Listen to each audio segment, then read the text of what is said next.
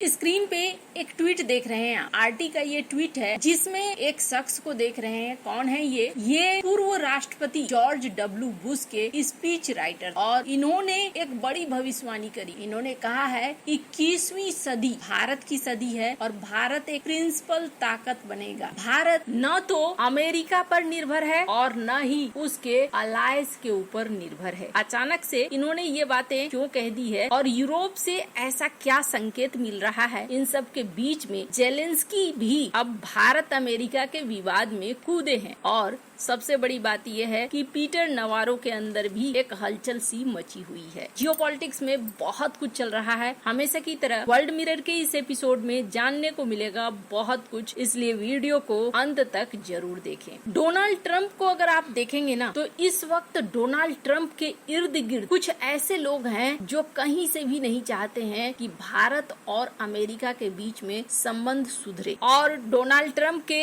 एक बयान के बाद ये चीज और देखने को मिल रही है कि बड़े जल्दी हलचल सी मची हुई है। दरअसल हो क्या रहा है, यूरोप से एक डेलीगेशन आने वाला है और इस डेलीगेशन और भारत के बीच में बातचीत होने वाली है फ्री ट्रेड एग्रीमेंट के लिए। कहा जा रहा है कि दोनों देश दिसंबर तक फ्री ट्रेड एग्रीमेंट साइन कर सकते हैं। यूरोपीय देशों की संख्या बड़ी है, 28 देश हैं। ऐसे में अगर भारत वहां तक अपनी पहुंच बनाता है तो भारत का व्यापार काफी हद तक बढ़ेगा। अमेरिका के बाद यूरोप से ही भारत का अच्छा खासा व्यापार चलता है, लेकिन क्या सब कुछ आसानी से ठीक होगा? स्क्रीन पर देख सकते हैं उनके वित्त सचिव का एक बयान। इन्होंने अपने बयान में क्या कहा? President Trump, Vice President Vance had a very productive call with EU President Ursula von der Leyen on Friday. She followed up with a call with me, and we are talking about what can the two EU and the U.S. do together. And we are prepared to increase pressure on Russia, but we need our European partners to follow us, because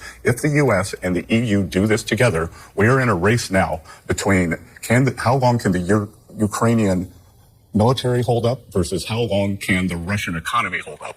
And if the US and the EU can come in to... इन्होंने कहा कि वो चाहते हैं एक pressure देना, दबाव देना यूरोप के ऊपर कि यूरोप अमेरिका के साथ मिलकर प्रतिबंधों को लगाए। अब ये किन पर इन्होंने नाम नहीं लिया भारत का। इन्होंने कहा कि जो देश रूस से खरीदते हैं तेल उन देशों पर लगाए। अगर ऐसा करता है यूरोप तो फिर रूस को आखिरकार घुटनों पर आना पड़ेगा और उनकी अर्थव्यवस्था चरमरा जाएगी। ऐसे में कुछ बचेगा नहीं। अब यहाँ पर वित्त मंत्री के बयान को देखा, वहीं दूसरी तरफ नवारो को आप देखिए, ये अलग ही राग में पड़े हुए हैं। अब तो इन्होंने एक नया आरोप लगा दिया है और वो नया आरोप क्या है कि भारत अंदरूनी मामलों में दखल देता है। कैसे अंदरूनी मामलों में दखल देता है? पिछली बार कम्युनिटी नोट को लेकर टेंशन शुरू हुआ था। दरअसल इन्होंने एक पोस्ट किया था और पोस्ट करने के बाद कुछ कम्युनिटी नोट ऐड हो गए थे जिसमें कहा गया था कि पीटर नवारो जो कह रहे हैं वो गलत है। और भी लोग हैं जिन्होंने यहाँ पर कमेंट किया है कि किस तरीके से Peter Navarro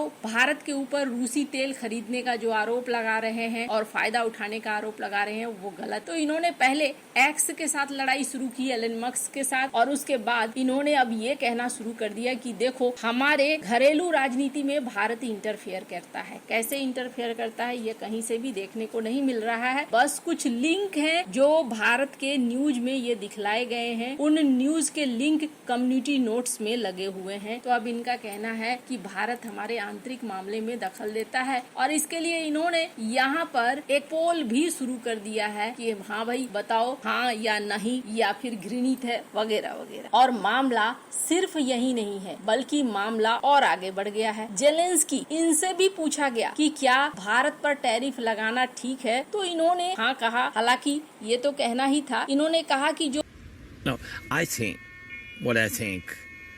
think the idea to put tariffs on the countries who continue make deals with Russia, I think this is right idea.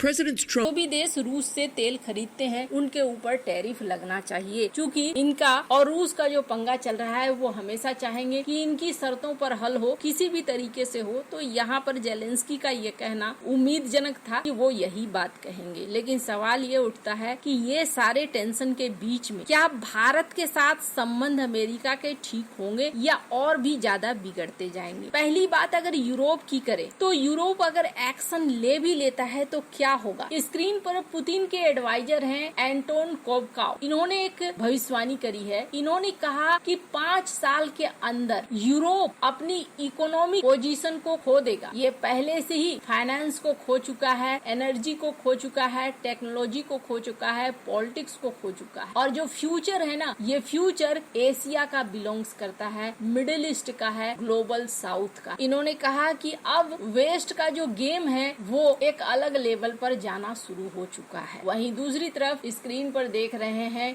ये हैं पूर्व speech writer George W Bush के। उन्होंने क्या लिखा है? उन्होंने कहा है कि ये 21वीं सदी है और 21वीं सदी का एक प्रिंसिपल पावर है भारत, और भारत को न तो अमेरिका की जरूरत है और न ही अमेरिका के अलाई की जरूरत है, सहयोगियों की जरूरत। अब सवाल ये उठता है कि मामला सब कुछ हल कब तक होगा? क्या ये मामला हल नहीं होगा और भी ज्यादा बिगड़ता जाएगा? तो फिलहाल के लिए जो ट्रम्प के इर्द गिर्द लोग हैं उनके साथ तो ऐसा ही लगता है। अब आगे का मामला इस शख्स पर बहुत ज्यादा निर्भर करेगा, सरगई कोर, जो कि ट्रम्प के बेहद नजदीकी माने जाते हैं, ट्रम्प के परिवार के माने जाते हैं, एकदम सदस्य जैसे, और ये भारत के राजदूत बनेंगे। हालांकि क्या सीन होगा अभी से कह पाना बहुत मुश्किल है, पर हाँ एक चीज जरूर दिख रहा है कि ट्रम्प के इर्द गिर्द जो ज्यादातर शख्स हैं वो एक माहौल बना रहे हैं भारत के खिलाफ, और इनका आक्रामक रवैया कहीं से भी कम होता हुआ नजर नहीं आ रहा है। वैसे